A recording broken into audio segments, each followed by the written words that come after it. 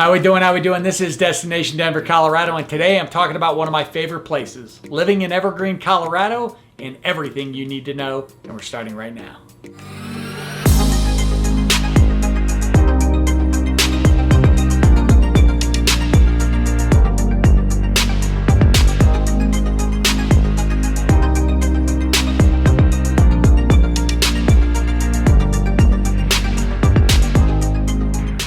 All right, this is Destination Denver, Colorado. I'm your host, Jimmy Everts, and listen, if you're interested in learning all the ins and outs, pros and cons, moving to or living around Denver, Colorado, then this is a channel for you. So that subscribe button and notification icon popping up on your screen, make sure you click on that as I'm dropping new videos for you each and every week.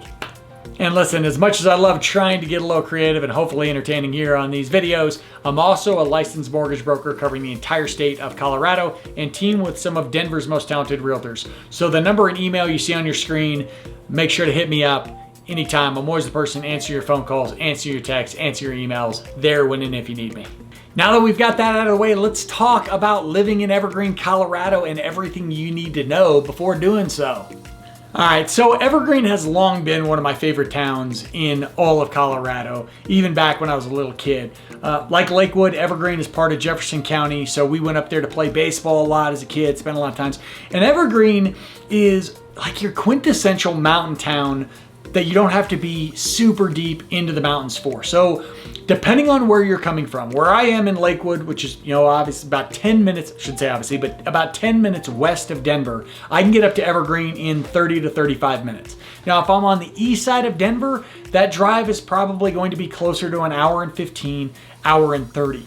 Some of that is just because of your drive, just the way the roads work. I mean, you're getting into canyons. So there's three major routes to get up to Evergreen from Denver. You go up I-70, the major highway, typically the fastest route to get up there. You can go up 285, which then takes you up to a great place called Indian Hills, where my buddy Josh lives, and you kind of take it up over this ridge and then over into Evergreen. But my favorite route is actually going through the town of Morrison, where Red Rocks is. You take Route 8, which then becomes Route 74, and it just winds through the canyon, that quintessential one lane up, one lane down mountain road. And you get through Kittredge, a really cool little mountain town in its own right, and then into Evergreen. And you enter Evergreen through downtown Evergreen, which again remains one lane going this way, one lane coming back. And it's this small strip of mom and pop places and little shops, these little walkable areas, and a couple great spots that I enjoy frequenting. Muddy Buck, one of my favorite coffee shops on the planet. I love posting up there and working a lot, just meeting with people. And then right next to it is Little Bear Saloon, which is, I don't want to say dive bar, because I don't know if the people of Evergreen would get mad at me for calling it a dive bar, but it has some divey bar vibes to it. But it's also a great place for concerts. Willie Nelson has played there. There's a little fun fact for you. And anytime that I have friends who come into town, let alone clients, but anytime I have friends that come into town, we love going up to Evergreen. We love, seeing the mountain town, but we always have to stop at Little Bear Saloon. And every single friend I've ever taken to Evergreen, once they see it one time, when they come back to Colorado, they always say, we got to go up to that bar in Evergreen and have a beer. So downtown Evergreen, you think you can't get any better with this little strip, again, mountain towny, it's just awesome.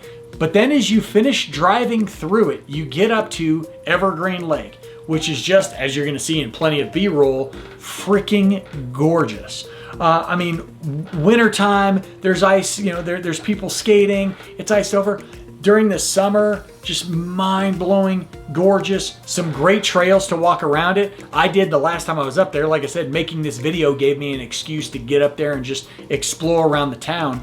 And that's also referred to as Central Evergreen. So a very desirable place for people to live is Central Evergreen, where they're close to the lake, they're close to downtown. And something you are going to notice about Evergreen, something I should talk about here, is that the majority of houses you're going to see are detached. There are some apartment complexes not too far from town, but the majority of housing in Evergreen is going to be detached homes, and some of them on substantial pieces of land. And as we talk about Evergreen, one thing that's going to be a little different from a lot of communities we talk about is the nature of the homes there. Not just that they are detached or if they're apartments, but are they connected to city or town water, to town sewage? A lot of these homes are going to be on septic tanks. They're going to be off well water. So that's something, depending on the neighborhoods, that you're going to be want to be aware of.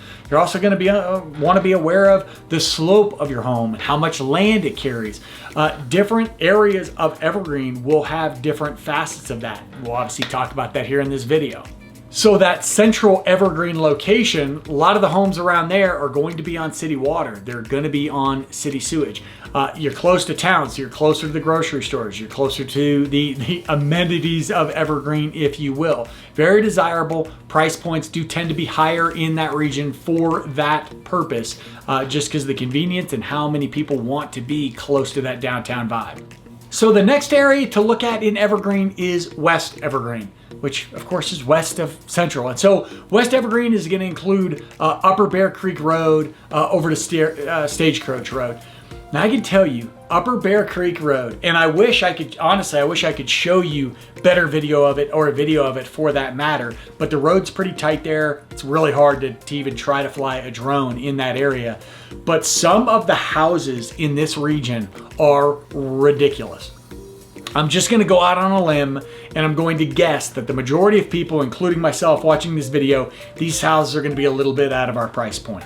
But if we all want to like group together and buy one someday, they're big enough. You're talking about homes that are like castles and just these massive, gorgeous places with huge property. So Upper Bear Creek Road, just fantastic. That's not to say that West Evergreen or Western Evergreen is all of those homes, but that was a big part. So you get a bit more rural in West Evergreen, excuse me. You're going to be a little farther away again from the amenities. West Evergreen really stretches out there. So you could be several minutes from grocery stores, from town, from the things you need. Also expect that a lot more of the houses out there are going to be on septic tanks. They're going to be on well. They're not going to be connected to city water. So that's something to be in consideration of. I gotta quit saying Western, I apologize. West Evergreen, I've had some friends that live up there, definitely love-hate.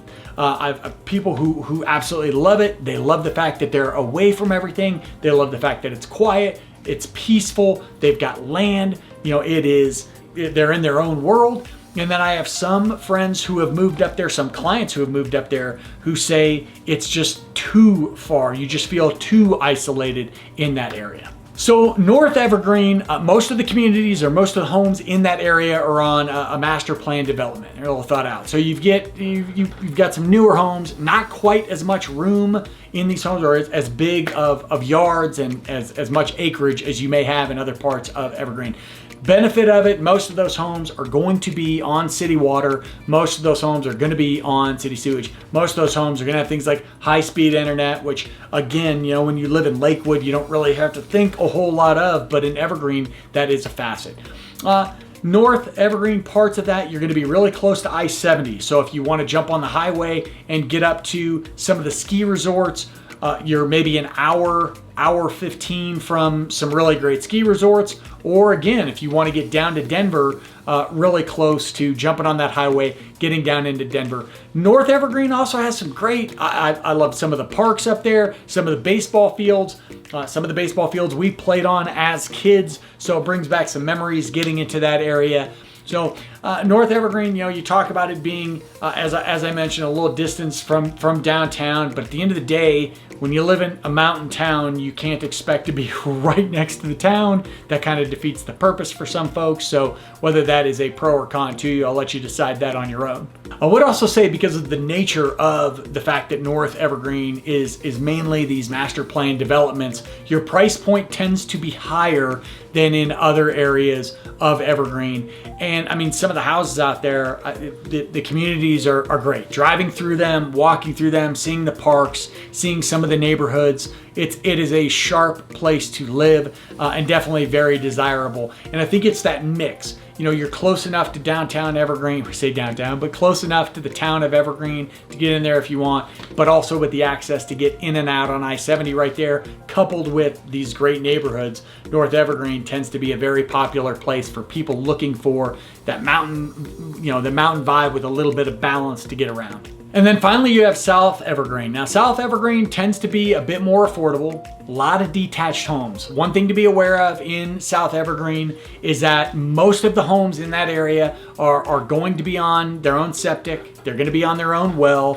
whether that is a big deal to you or not, something to be aware of. One of the interesting things that a friend did tell me, and this is specific to schools. So Evergreen, as I mentioned, part of Jefferson County Schools. Their school ratings, if you look at like bestschools.com, niche.com, their schools rank pretty high up there. But one thing specific to South Evergreen, and I had to double check this. So for elementary schools, you go to elementary school in Evergreen. But for middle school and high school, the students actually go over to Conifer, which is obviously not very far from Evergreen. Now, the good news in that, you may hear, well, they got to go to a different town. The good news is that I've heard the people dealing with this like Conifer. They've had good experiences with the junior high and the high school. They get good ratings. So just something to be aware of, but does not sound to be a negative by any means. And Evergreen, as I said, overall, highly rated schools, 16 public schools in Evergreen, I believe 18 or 19, I think it's 19 private schools there in Evergreen, so plenty of options for people if, again, that's something you need to be aware of. Now, Evergreen, overall, we've talked about these different neighborhoods. Evergreen tends to be on the high end as far as affordability for housing. Rents, there's not a ton of rental opportunities there. Obviously, there's a mix. Homes for sale tend to be on the high end. Evergreen is very desirable. A lot of people that work in or around Denver but want that mountain vibe find Evergreen to be, again, very desirable because it's far enough to get you the mountain feel and be outside of Denver, but close enough to where if you have to get to the city, you can get there. So be prepared to pay somewhat of a premium for living in Evergreen, but once you experience the town, if it's your vibe and if you don't mind being in a bit of a, slower mountain community, tough to beat. Would I move to Evergreen? Well, I don't think my wife would let me yet, but I'll tell you, I drive that Upper Bear Creek Road, all the time, and man, the second I can afford a castle, you'll see me in Evergreen. But listen, there are plenty of reasons to love Evergreen. Some of them I couldn't even cover. So if you have any that you want to add or any you want to ask about, that's a perfect time to hit me up. The number, the email popping up on your screen. I'm always the person answering your phone calls, answering your texts, answering your emails, there when and if you need me. This is Destination Denver, Colorado. I'm your host, Jimmy Everett. This was Living in Evergreen, Colorado. Everything you need to know. Until I see you next time, peace.